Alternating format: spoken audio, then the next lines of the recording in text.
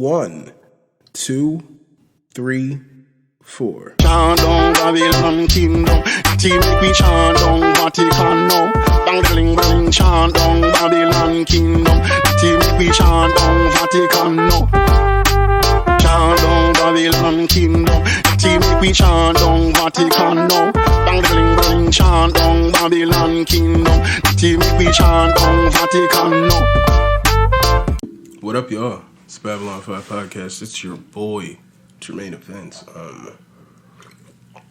It's episode 183, calling this bad boy IV.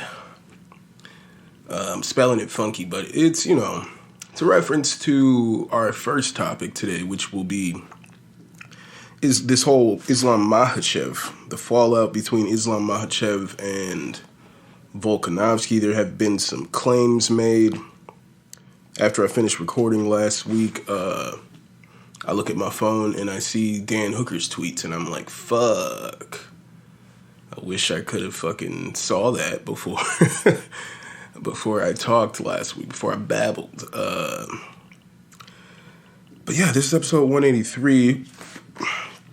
As I said, we're going to touch on Islam and the IV situation. We're going to touch on Erin Blanchfield versus Jessica Andrade.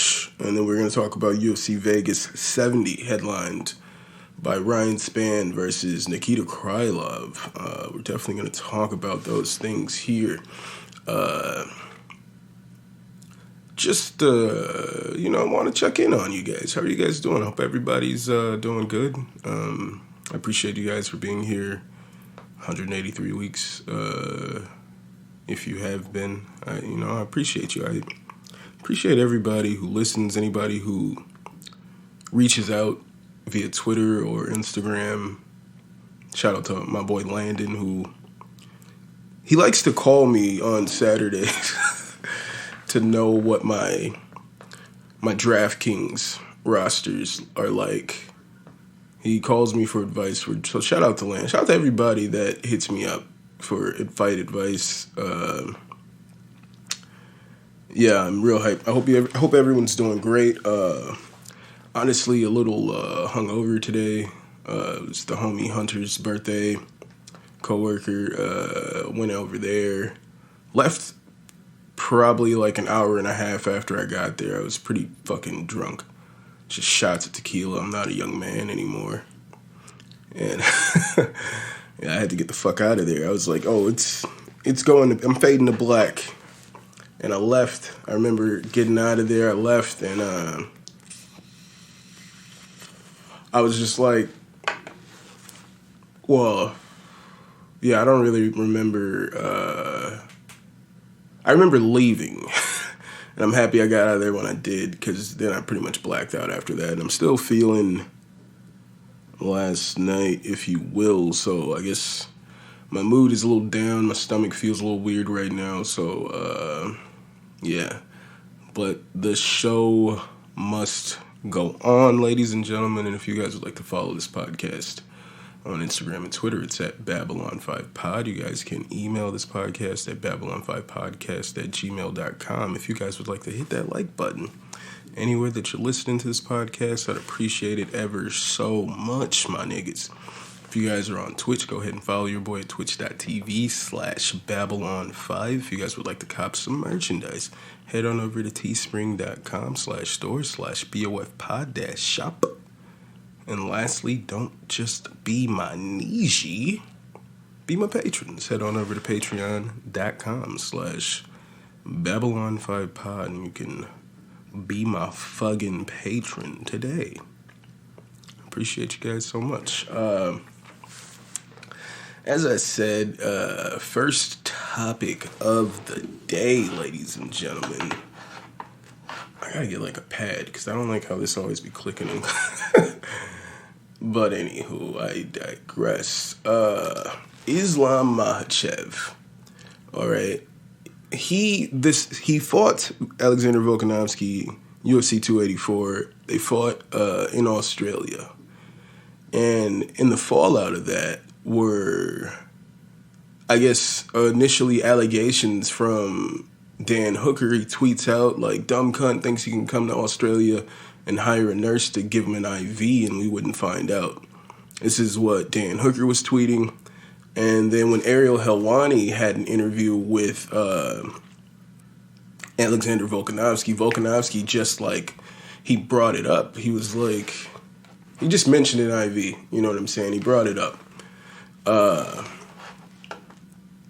And hence, there was IV Gate, the start of IV Gate. And people are looking at the pictures of Islam, and there's like a bruise, like right there on the inside of his arm. It looks like, yeah, he definitely, something shady, something happened to his arm right there. You know what I'm saying?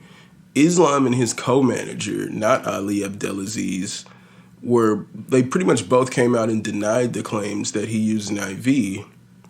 And then his other co-manager, Ali Abdelaziz, tweets, I got it up here, 1 second. Yeah, for all those idiots out there, any fighter under the UFC banner can take 2 to 3 liters of IV as long as it's done by a nurse or professional, is what he tweeted. And then he said he was going to expose everybody next week, or this week now is what he's claiming last week.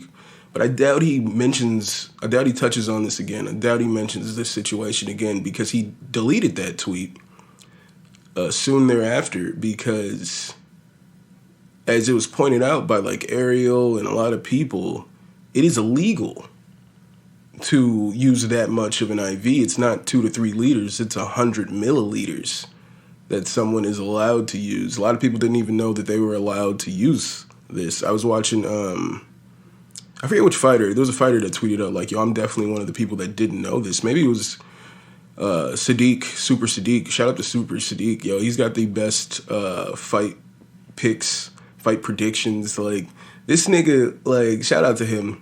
He was like, Jamal Emmers was fighting this 23-0 Russian.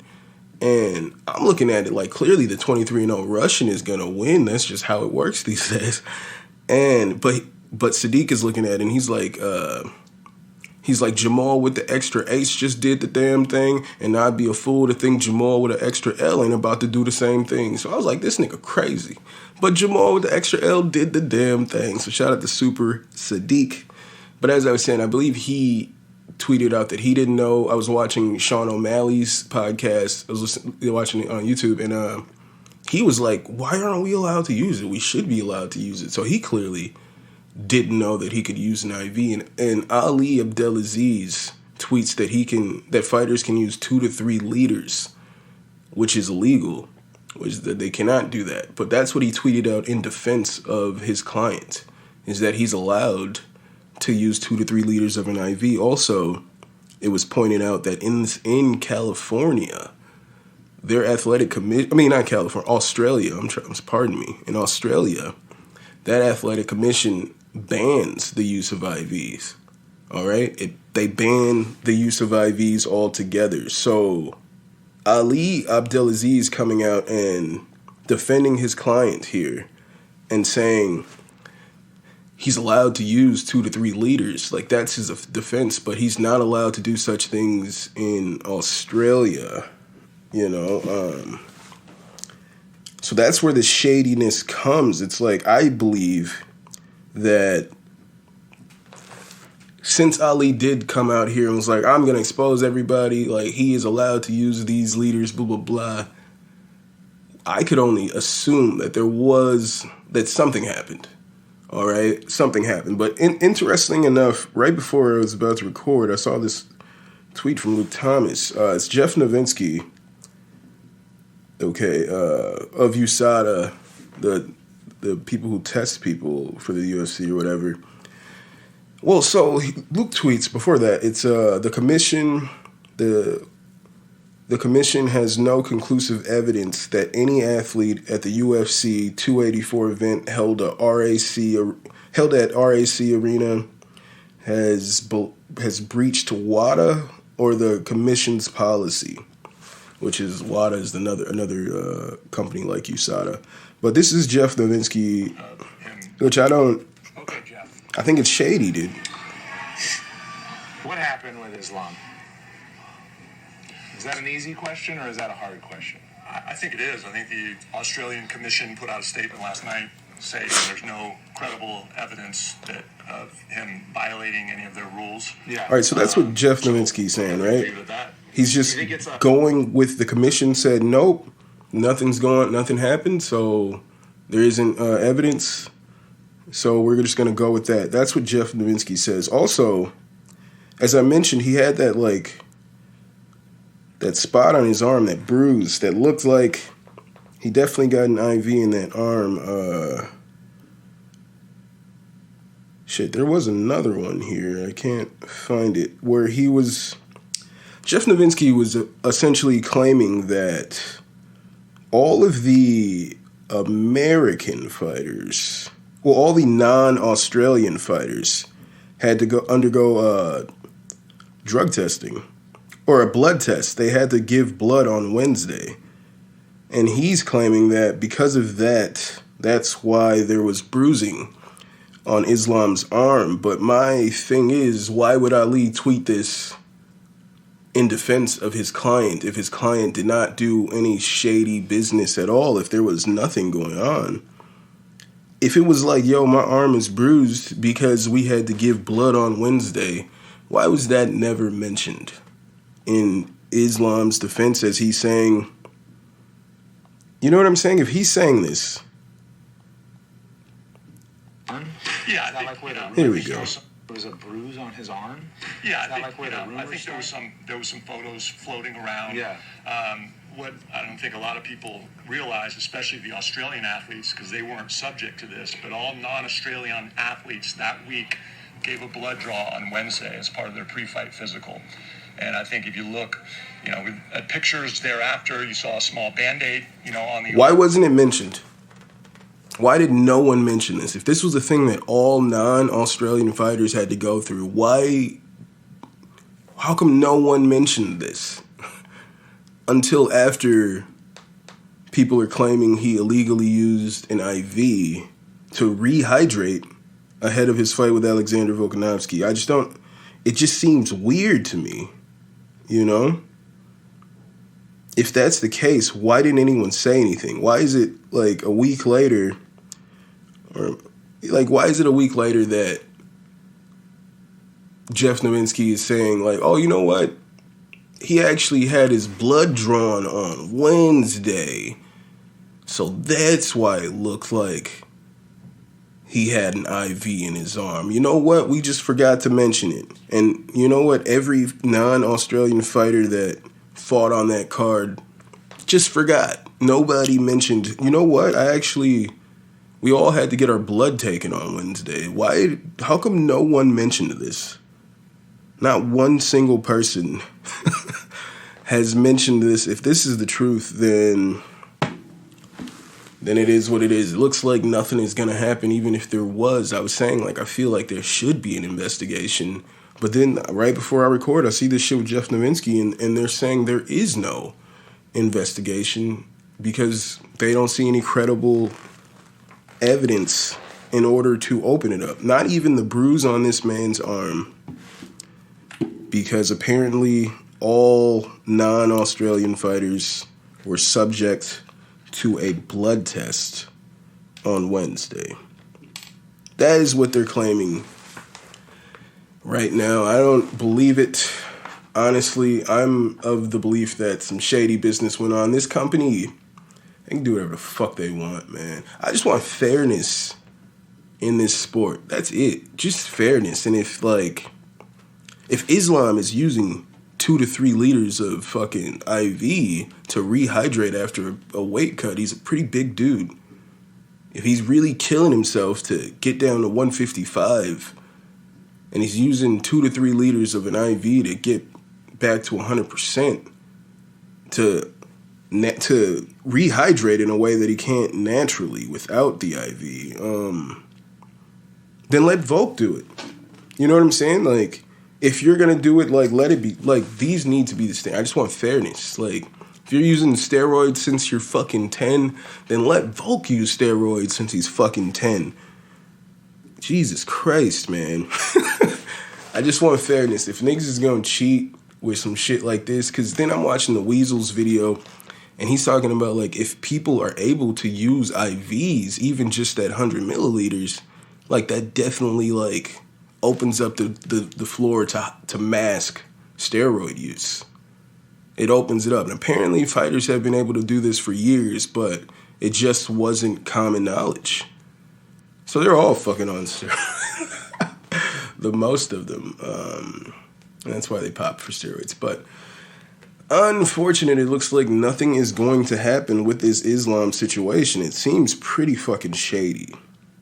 And I think it's pretty unlikely that if everyone there took a blood test, that it's highly unlikely that if that was the reason for the bruise, that Islam wouldn't fucking mention it when he said he didn't take an IV. Why didn't he fucking mention, I got my blood drawn right there? Every non-Australian fighter had to get their blood drawn. Why didn't no one mention this?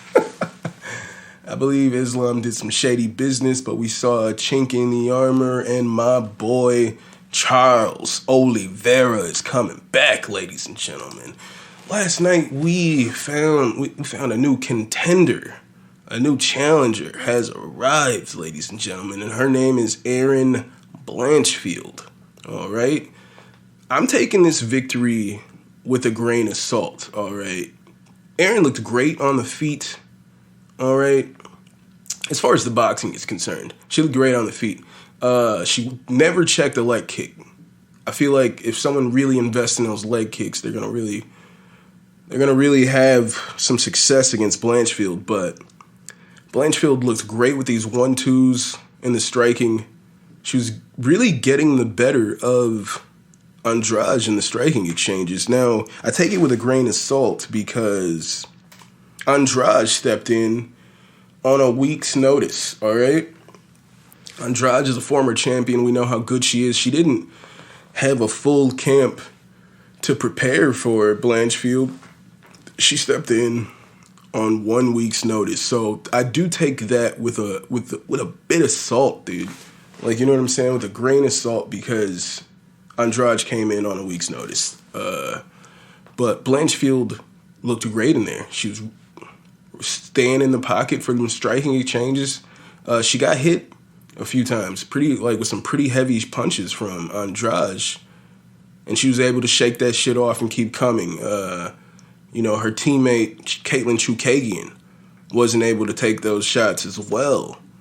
Chukagian, a former title challenger, and we got 23-year-old Erin Blanchfield here making it look easy against Andrade, who stepped in on a week's notice. All right, that cannot be missed out here. That Erin Blanchfield has been training to fight Talia Santos, had a full fight camp. Talia Santos pulled out last week with an injury, and in comes former champion Jessica Andrade, who's currently ranked number 3 behind double number 1s, Talia Santos and Manon Fiorot. They're both number 1 on the UFC rankings. And it looks like Blanchfield is going to move up to at least 3 after beating number 3. If not tied for number 1, a 3-way tie for number 1. I see no reason why they're doing these ties. If you have Manon Fiorot above Talia Santos, well, I think Talia's above Manon Fiorot, so just do the 1-2. It's that easy.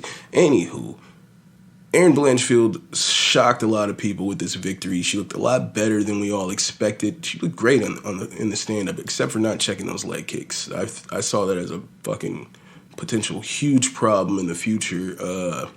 She calls for the winner of Valentina Shevchenko versus Alexa Grasso. Yeah, I'm excited. I'm excited to see her in that fight. I'm going to see Alexa Grasso versus Valentina Shevchenko in Vegas. I'll be there, ladies and gentlemen, at UFC 285 to see John Jones versus Cyril Gane. Your boy's going to be there to see Bo Nickel versus Jamie Pickett. I'm going to be there, ladies and gentlemen. Photo shoot fresh. All right. Photo shoot fresh. I just ordered my fit, nigga. I had that shit laid out on the bed in the morning, just waiting to stun on these niggas. Blanchfield looked great last night. We got a real contender. It was a pretty good card. I missed some fights. It was an earlier card. I was at work, and then I look at my phone, like, when I was about to leave, and it was like, who was fighting? It was like the first. It was probably like the third fight. I think Bueno Silva. Myra Bueno Silva was about to fight, or no, they had just fought, and I was like, oh shit, if she just fought, then I missed 3 fights already. Fuck. But yeah, so I missed a few fights just being at work. I didn't even realize the card had started as early as it did, and I believe next week's card, UFC Vegas 70. It says on Topology that it is a 4 p.m. Eastern start time, so that would be 3 o'clock here, Central Time.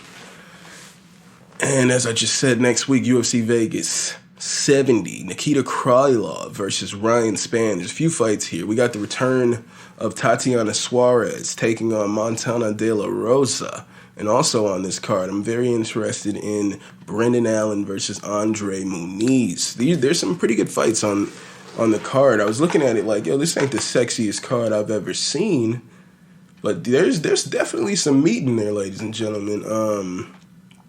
Got Jordan Levitt coming back to fight Victor Martinez.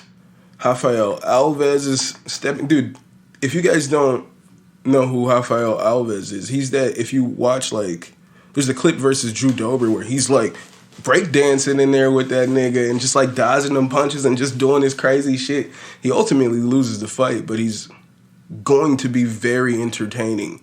All right, we got Rafael Alves versus this guy Norulo Alev. It looks like his UFC debut. Oh, he was a Contender Series guy. He's a Contender Series guy. Where is he from? I've never even heard of this place. He's from Dushanbe, Tajikistan. I've never even heard of this place. That's why I'm looking at this flag. Like, I mean, when I'm looking at him, his nickname is Tajik Eagle. He looks like Habib. He's got the similar. Habib is the Eagle, and this guy is Tajik Eagle. All right, so something tells me, and especially with he's undefeated. We just saw a 23-0 guy just fucking get dominated by Jamal Emmers, and now so I have reason to pause on me, like, oh, these Russians are just gonna dominate whoever the fuck they put in there. I gotta pull back on that a little bit after last night. Jamal Emmers beat that boy ass. He did the damn thing. Jamal with the extra L. But if we can talk about these fights, man. Honestly, when I looked at the main event, I was like Nikita Krylov versus Ryan Spann is the main event fight. I thought that was kind of weird at first. And then I'm looking at it, like on Tapology, most people are riding with Krylov here. It's 55% Krylov, 45% Spann. They're both on a 2-fight win streak. Fucking Spann is 6'5", 81.5-inch reach. Krylov 6'3", 77.5-inch reach. I didn't care for this fight at first, and then I'm looking at it, like, for me, I don't know, I think it's just like Nikita Krylov I've never been too high on Nikita Krylov. His wins against, like, St. Preux, man. St. Preux fought last night, and I feel like if he didn't retire, he should probably retire pretty soon here. Like, he just keeps getting overwhelmed. All you gotta do is just keep throwing punches at homeboy, and the fight's gonna be over. Just overwhelm him. He seems to get overwhelmed. Doesn't seem to know what to do. Like, at this point in his career, he looks pretty bad in there. But what I'm saying is Krylov's wins and his losses, I don't know, it gave me cause for concern a little bit. Like, he beat Johnny Walker, lost to Glover, as, you know, that's going to happen. He beats Ovin St. Preux, but before that, lost to Jan Blachowicz. I mean, that's going to happen. Then he lost to Magomed Ankalaev. That's going to happen. Then he lost to Paul Craig, and now he's riding a 2-fight win streak against Alexander Gustafsson, which at this point in his career, that win, you know, it doesn't look that good with how he finished Gustafsson in 1 round. All right, this is not the same Gustafsson of old. He finished Gustafsson in 1 round. Volkan Oezdemir, I don't know. Oezdemir's good, but I don't know, he's like 50-50 to me. Like, he got pretty much dominated by Prochazka. Prochazka put that boy down. He beat Paul Craig, but, like, Paul Craig's 50-50. He's basically going to do nothing to you in standing up. And he just hopes that you go to the ground and play that game. See, he beat Rakic? This guy beat Rakic? Oezdemir beat Rakic? But then he's got wins over, like, Ilir Latifi, who's very undersized. His losses he's got before that are Dominic Reyes, Anthony Smith. Dude, he fought Cormier. And he lost to Cormier in the first round, but I don't know. The Krylov, when I look at his wins and losses, it gives me, like, he just never really did it for me. Spann, on the other hand, see, he recently finished Dominic Reyes in his last fight, first round, with this fucking nasty power jab. Just fucked that boy up. Now, does that win, like, look that impressive given how Reyes has looked recently? I don't know. I don't think so, actually. Reyes was coming in there like, oh, I've been working on my defense. You guys, like, I'm a whole new fighter now. And then he goes in there and just gets knocked out in the first round. Gets finished faster than he had previously. You know what I'm saying? So, like, does the Dominic Reyes, I don't know if it ages well. I mean, it's his last one, but we got to look at Reyes like, damn, dude, what's going on with Reyes? Maybe Reyes is too chinny at this point. You know what I'm saying? I don't want to say he's chinny, but he might be a little chinny at this point. Already beat Cutelaba, which Cutelaba, I feel like he's good, but you should be winning that fight if you're Ryan Spann. See, what gives me cause for concern with Ryan Spann is that he recently lost via first-round rear-naked choke to Anthony Smith. I fucking love Anthony Smith, you know? I thought Anthony Smith was going to be the light heavyweight champion. You know what I'm saying? Before John Jones came back, like, he was gone. Then John Jones came back. I think he was suspended. And then he reclaimed the championship. But I felt like it was, like, back in those days, I thought it was between Anthony Smith and Thiago Santos. And this is, like, before they were, like, top contenders. I was like, those two dudes right there are going to be the top of this division. They unfortunately had to face John Jones, and that's not what ended up happening there. Damn, he lost to... No, what's going on here? He lost to Johnny Walker in the first round? Shit, dude. Split decision with Sam Alvey? Yeah.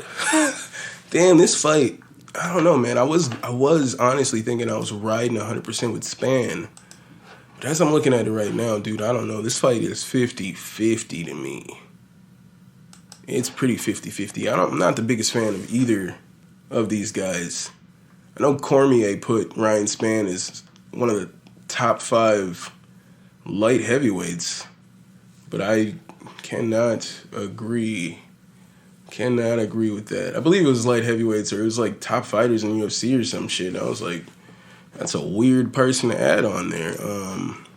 Brendan Allen versus Andre Muniz. That's gonna be a fucking banger. I believe they're both known for their grappling. The only thing with Allen, dude, I love Allen, but sometimes he makes just bad decisions. He does not fight out of Rufus Sport anymore. I'm just looking at Tapology. It says he's fighting out of Rufus Sport, but he switched that camp a long time ago. I believe he's fighting out of Vegas. I believe so. I think he trains with, like, what's Homeboy's name? Sean Strickland and all that. I think he trains with those guys. Currently on a 3-fight win streak. But see, there's Sam Alvey. When I see Sam Alvey in there, it's like, well, that's just... You should beat that guy. Whenever I see Sam Alvey up there. Then he beat Jacob Malkoun. He's coming off a victory against Christoph Jocko. Finished him in the first round with a rear naked choke. That's a big win. Andre Muniz, on the other hand. Oh, he's on a streak, eh? 1, 2, 3, 4, 5, 6, 7, 8, 9. I believe a 9-fight streak. I was scrolling and counting, and I could have missed some. But according to this, it looks like he's on a 9-fight win streak. Last victory was a unanimous decision against Uriah Hall. I believe that was Uriah Hall's last fight. Yeah, that was his last fight in the UFC, and then he boxed Le'Veon fucking Bell in fucking circus fights. I think Andre Muniz, dude, I don't know. I don't like picking against Allen. I'm a fan of Brendan Allen, and I don't like picking against him. But I feel like he shouldn't want to play the jiu-jitsu game with Andre Muniz. I don't believe Brendan Allen should do that, but I think he will.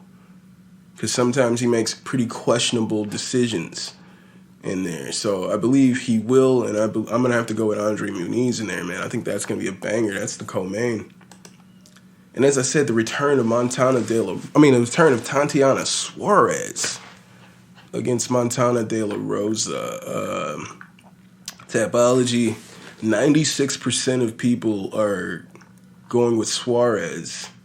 Suarez is 8-0, undefeated prospect. It's funny, I saw this tweet.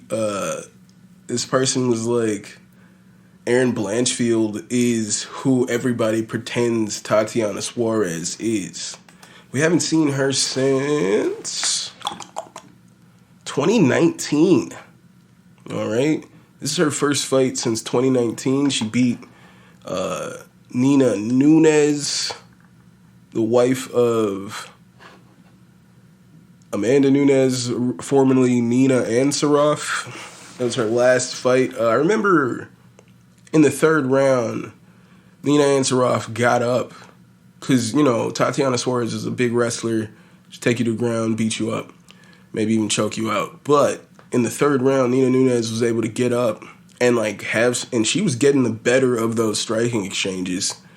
Tatiana Suarez looked pretty bad when it was on the feet, in my personal opinion.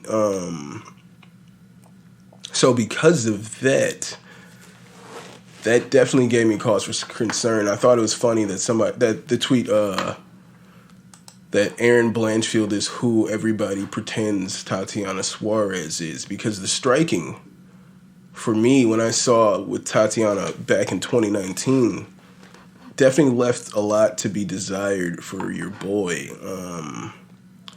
But fortunately for Tatiana Suarez, I don't believe that Montana has the skill set to beat her. Montana is a heavy jiu-jitsu. She's good, really great with her grappling. But as we've seen, wrestling is pretty much the trump card for that playing jiu-jitsu shit. You know what I'm saying? It's proven to be a trump card. If you're a really good wrestler, you can pretty much shut down that jiu-jitsu, keep heavy pressure on them, put your head in there fucking right there into the neck. Keep that control. I think this is the perfect fight for Tatiana Suarez to come back and look just as dominant as she's always been. I don't believe I don't believe Montana De La Rosa will be too much of a problem for Tatiana Suarez unless these almost 4 years off, like she's had neck surgeries and then she was supposed to come back, I believe, and then she had an injury in her knee like a week before that, I believe. Yeah, she was going to fight Roxanne Modafferi back in 2021, but then right before that bout, she, I believe, had a knee injury. Yep, knee, that's what it says, knee injury. It doesn't tell me what the injury was. I'm like, what happened? But she had a neck surgery back in 2019 after the Nina Ansaroff fight, Nina Nunes, and then she was scheduled to fight Roxanne Modafferi and then blew out her knee. Had to get surgery on her knee. So she's coming back after 2 major surgeries, major neck surgery. She said she was having all kinds of problems with mobility because she's always had neck problems.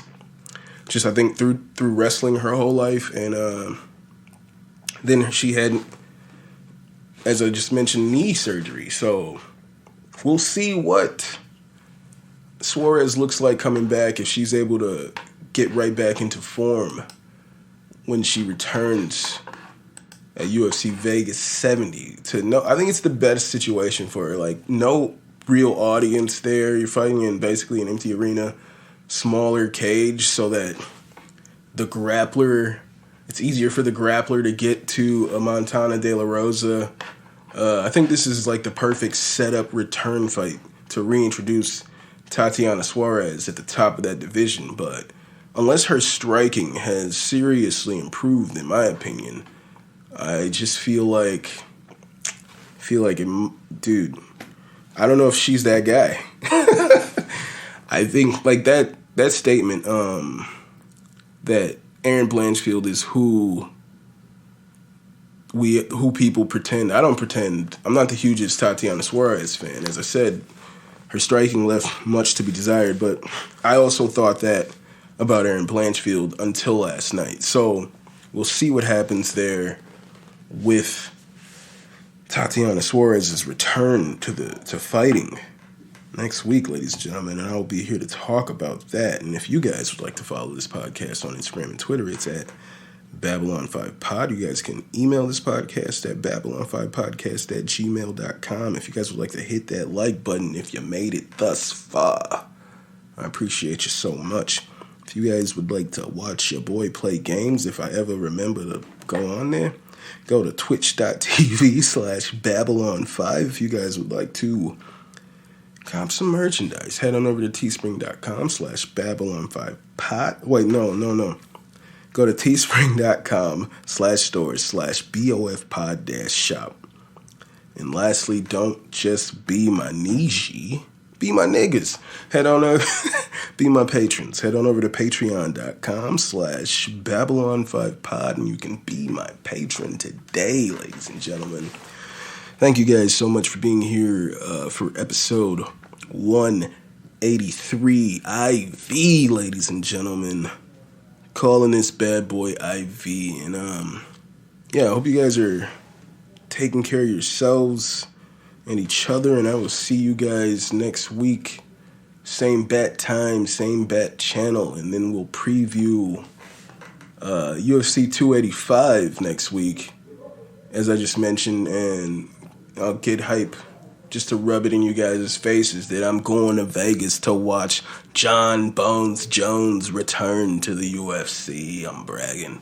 But thank you guys so much for being here. And as I said, I hope you're taking care of yourselves and each other, and I will see you when I see you. I'll holla.